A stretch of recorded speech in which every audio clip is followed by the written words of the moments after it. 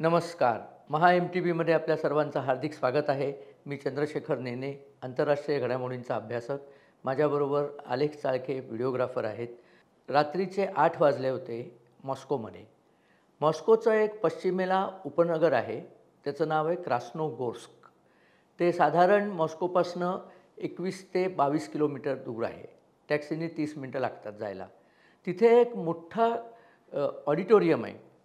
Crocus auditorium त्याला म्हणतात.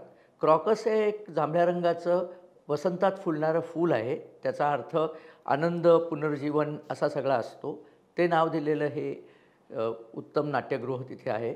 Russian लोकं एकूणच शास्त्रीय संगीत म्हणजे पाश्चात्य शास्त्रीय संगीत, बॅले, ड्रामा या सगळ्याला खूप त्यांच्याकडे बढावा मिळतो. तर त्याप्रमाणे तिथे एक कार्यक्रम होता. रशियातला एक रॉक बँड आहे पिकनिक नावाचा. त्या रॉक बँडचा हा कार्यक्रम होता. 6,000 लोकं त्या कार्यक्रमाला आलेली होती. किती? 6,000. म्हणजे सुसंस्कृत आणि उत्तम प्रतीने चांगला आयुष्य घालवण्याची ज्यांना इच्छा असते असे 6,000 त्या कार्यक्रमात आले होते.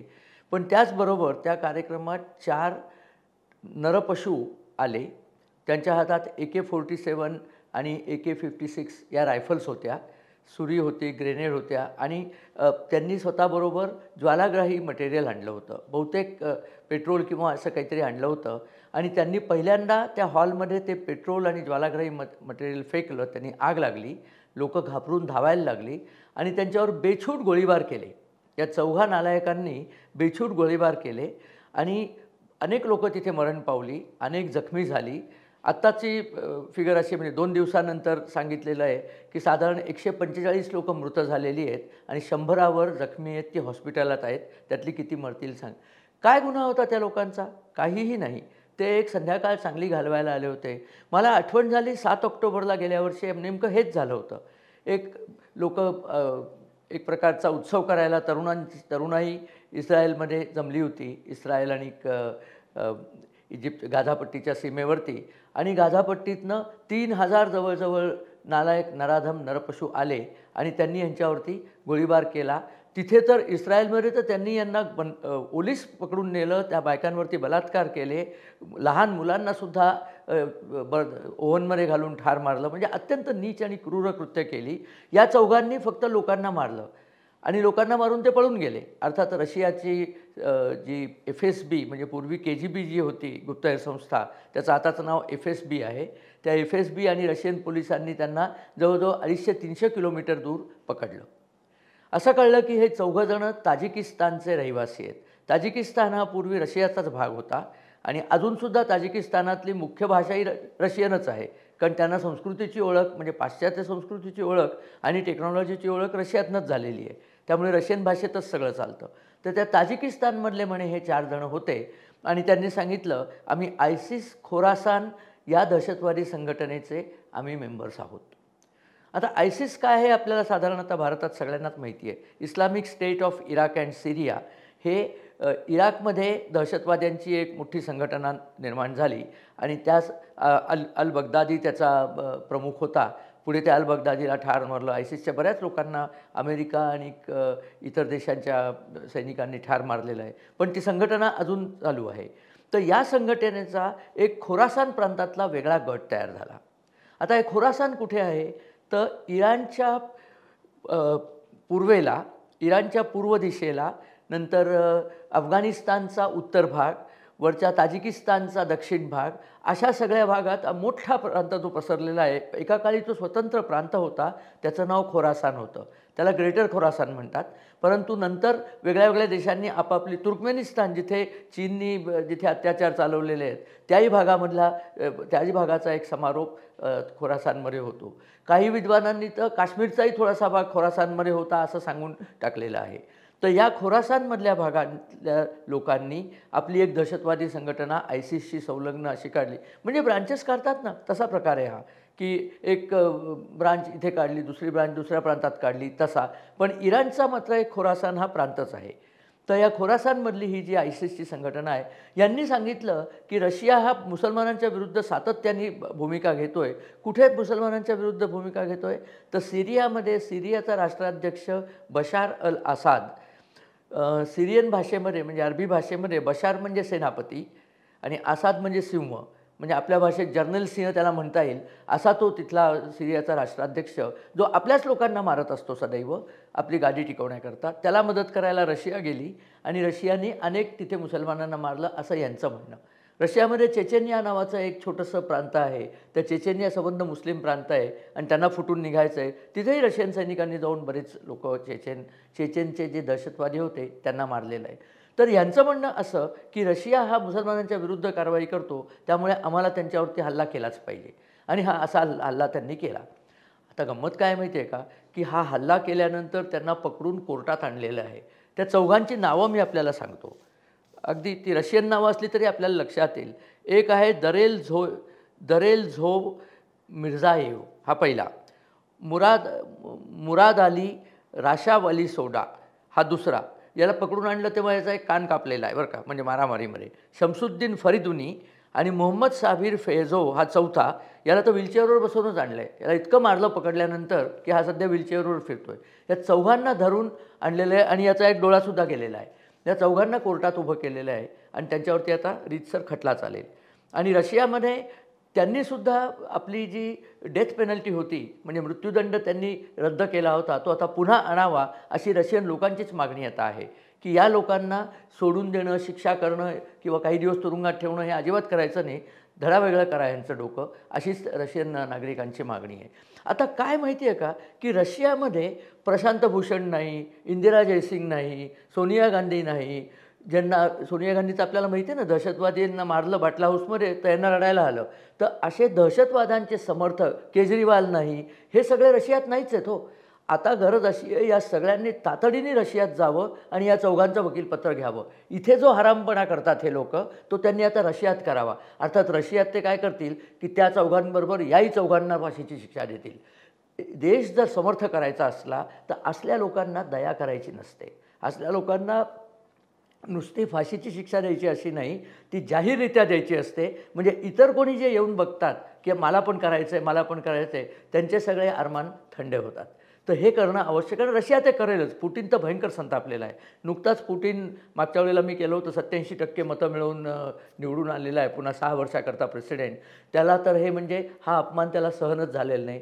त्यांनी आपल्या स्वभावाप्रमाणे युक्रेनवरती याचा खापर मोडण्याचा प्रयत्न केला आहे, की त्यांनी सांगितलं की हे इथून पळून युक्रेन मार्गे जाणार होते.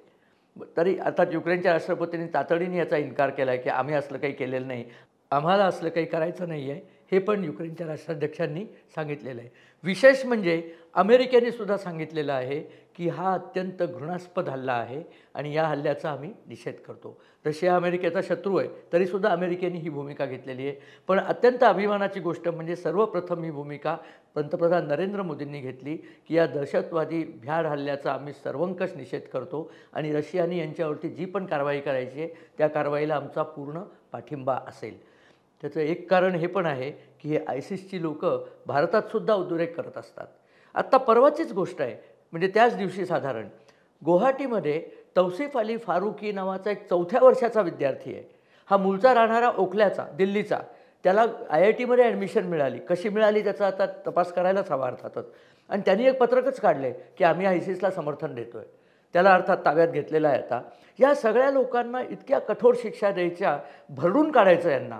आपल्या सामान्य कायदाप्रेमी नागरिकांना दिसलं पाहिजे की जी माणसं कायदा हातात घेतात, जी माणसं देशाला धोका पोचवतात, त्यांना दया माया नाही. आता तर असं कळतं आहे की केजरीवाल आपचे मुख्यमंत्री जे आता तुरुंगात जाऊन पडलेले आहेत, त्यांनी इस्रायलकडे गुप्तहेर वापरतात तशा प्रकारच्या वस्तूंची मागणी केली होती, ज्यांना त्यांना सगळ्या मिनिस्ट्री लोकांचे फोन टॅप करायचे होते. आणि त्यांनी मागणी केली. इस्रायलच्या कंपनीने सांगितलं ही मागणी स्टेट गव्हर्नमेंटला आम्ही मानत नाही, सेंट्रल गव्हर्नमेंटकडनं यायला पाहिजे. तर या विद्वानांनी अमित शहाकडे सुद्धा अर्ज केला होता की आम्हाला ह्या वस्तू मागवायच्या आहेत, कारण आम्हाला लोकांचा फीडबॅक गोळा करायचा आहे. हरामपणा कसा असतो तो बघा.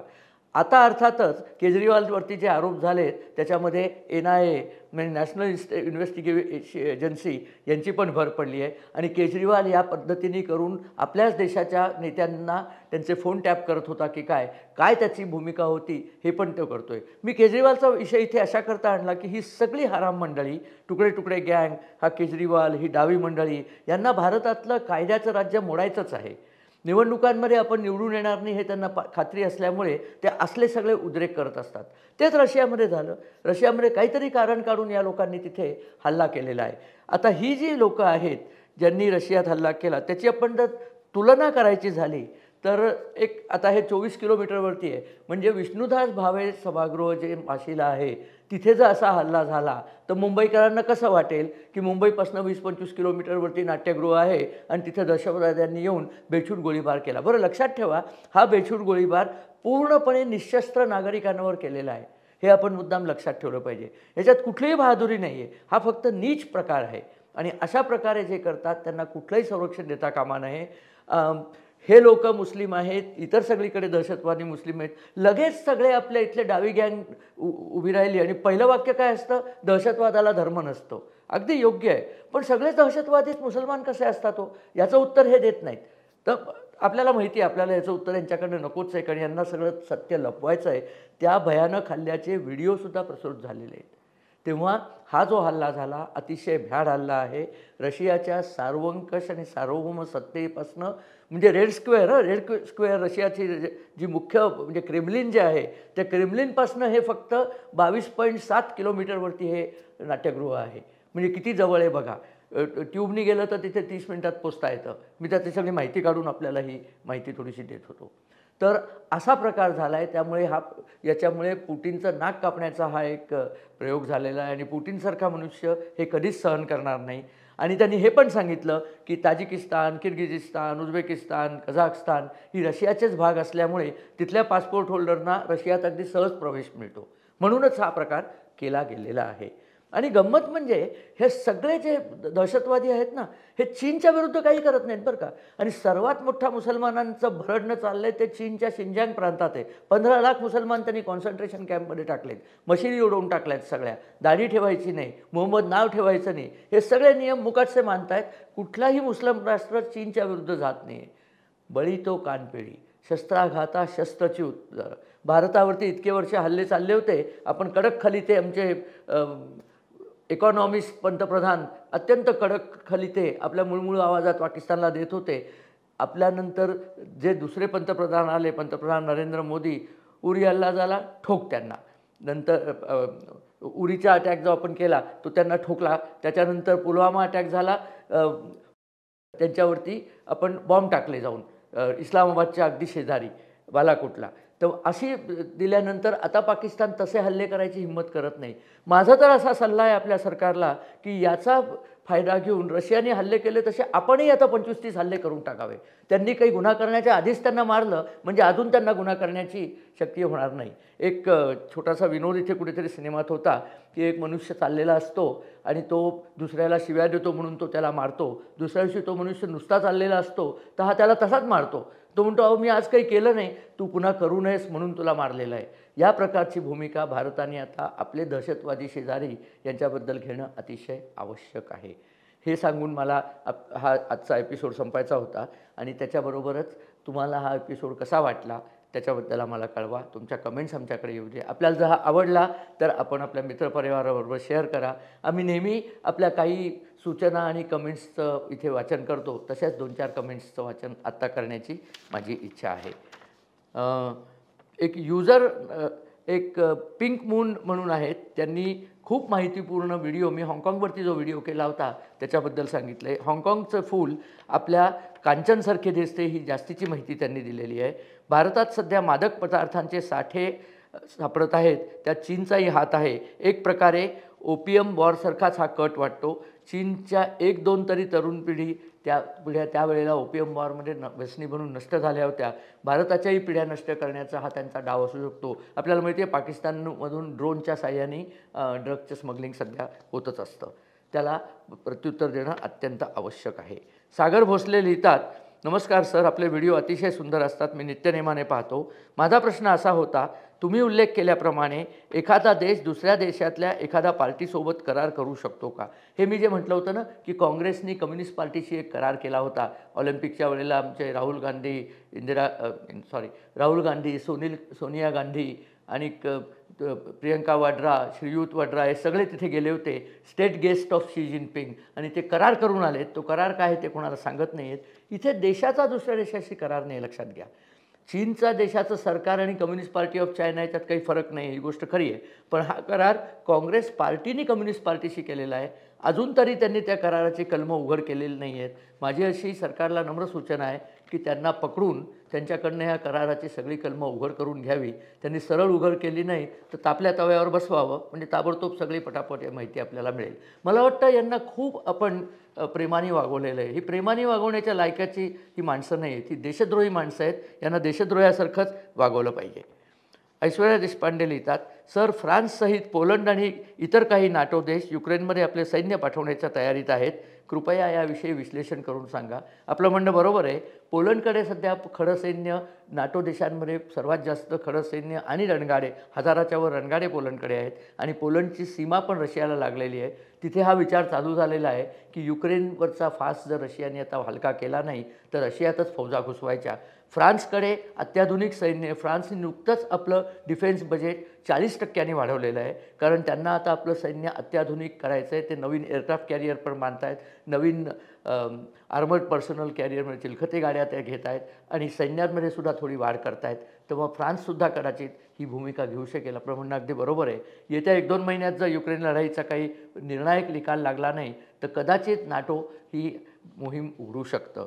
तसं होऊ नये अशी आपली हार्दिक इच्छा आहे. सध्या तरी असं ऐकण्यात आहे की झेलेन्स्की आणि पुतिन दोघांनी सांगितले की पंतप्रधान नरेंद्र मोदींनी मध्यस्थी करावी आणि हे युद्ध एकदाची थांबवावं. बघू काय होतं ते, त्याबद्दल आपण पुढे बोलूच. जान्हवी सुर्वे लिहितात की नमस्कार सर, अरविंद केजरीवाल प्रकरणावर व्हिडिओ बनवा. तुमच्याकडून सत्य काय आहे याचे विस्तार आणि विश्लेषण ऐकायला आवडेल. धन्यवाद.